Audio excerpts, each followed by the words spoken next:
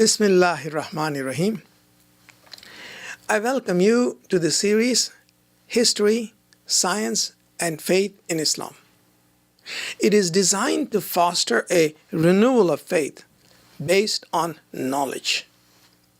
Today's session is on the introduction of Islam into Malaysia. Sandwiched between the island of Sumatra and the Malay Peninsula, the Strait of Malacca is the artery for commerce between China, Japan, India, Arabia, and East Africa. In the Middle Ages, these straits were the hub for trade and commerce just as much as they are today. Riding on the monsoons, ships from as far away as Canton, China, visited Malacca from January to May. From July onwards, the monsoons reversed the flow of winds, facilitating the return of ships to India and Sri Lanka. The monsoon patterns in the Arabian Sea similarly allowed ships from Aden and East Africa to trade with Gujarat and the Malabar coast of India. The interior of the Malay Peninsula is endowed with bountiful resources, lush forests, coconut groves, a rich soil, an abundant supply of rain, and a population endowed with perseverance, hard work, and hospitality make this land an idyllic tropical resort. Through the ages, ships have used the coast of this peninsula to dock and transact business. If one were to visit this area around the year 1400, one would find Chinese, Indians, Omanis, Yemenis, Persians, and Africans intermingling with traders from Sumatra, Java, Bali, and Canton, exchanging goods and establishing trade relations. China exported silk, brocades, porcelain, and perfumes. India offered hardwoods, carvings, precious stones, cotton, sugar, livestock, and weapons. From the interior of Malaya came tin, camphor, ebony, and gold. Sumatra provided rice, gold, black pepper, and mace. Java was the source of dyes, spices, and perfumes. Cloves were exported from the Malaccas, and sandalwood came from Timor. Muslim merchants dominated international trade in the Arabian Sea, in the Bay of Bengal, and the East China Sea. A common religion, impeccable business integrity, and universal transaction laws based on the Sharia had enabled the Muslims to establish a trade network linking the coastlines of East Africa, Southern Arabia, the Persian Gulf, the Malabar coast with the islands of Indonesia, and the southern coast of China. As early as the 8th century, there was a Muslim trading post in Canton. The coastline of Malaya was cosmopolitan, wherein merchants from Malabar, Arabia, and Africa lived and interacted with the indigenous Malay population and Chinese mandarins.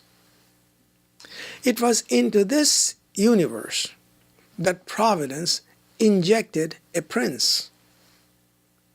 Around the year 1390, a prince from Java, Parameshwara, was forced to flee his homeland.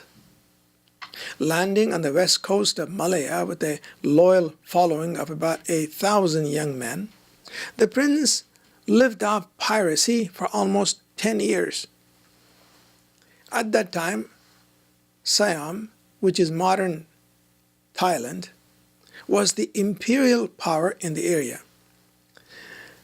Parameshwara drove out the Siamese and established the town of Malacca in 1403. The name Malacca derives from the Arabic word malakut, meaning marketplace. The Arabs had maintained a trading colony in this area since the 8th century.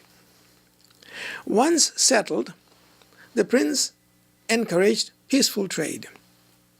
The fame and fortune of the trading post grew until it attracted international attention. The Muslims dominated the trade in the Indian Ocean. Arabic had become the lingua franca of traders in this region.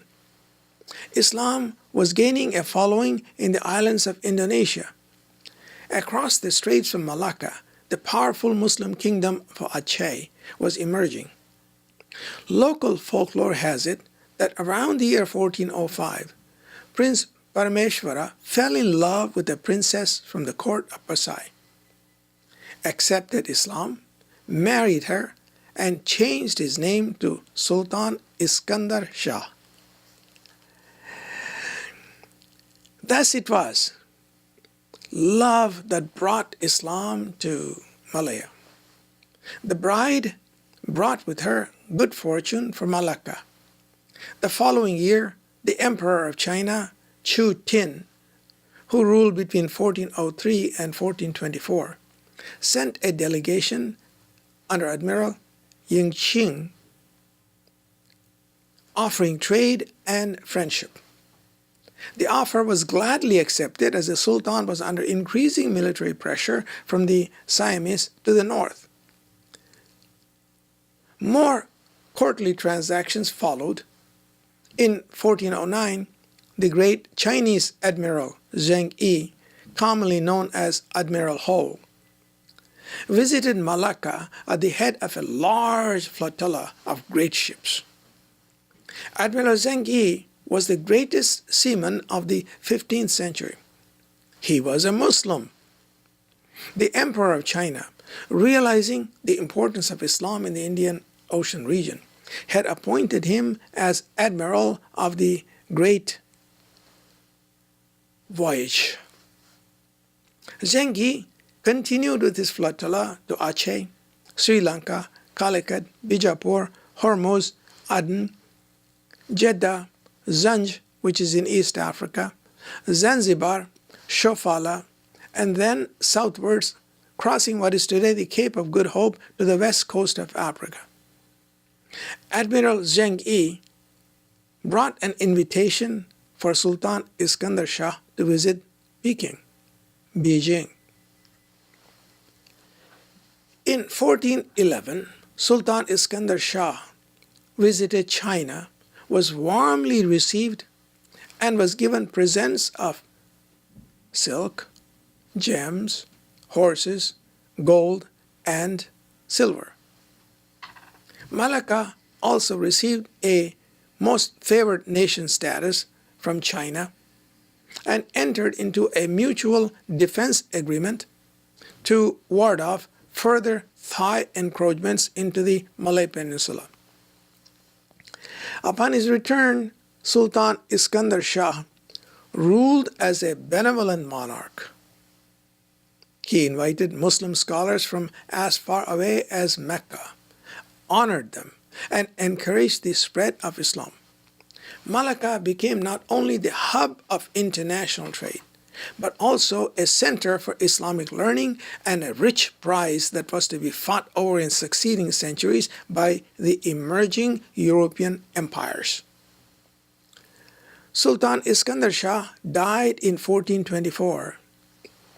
His grave is not to be found because the Portuguese, when they captured Malacca in 1510, dug up the graves of all of the sultans of Malaya and destroyed the tombstones. But the legacy of Sultan Iskandar Shah lives. He was a prince who brought Islam to Malaysia for the love of a beautiful princess.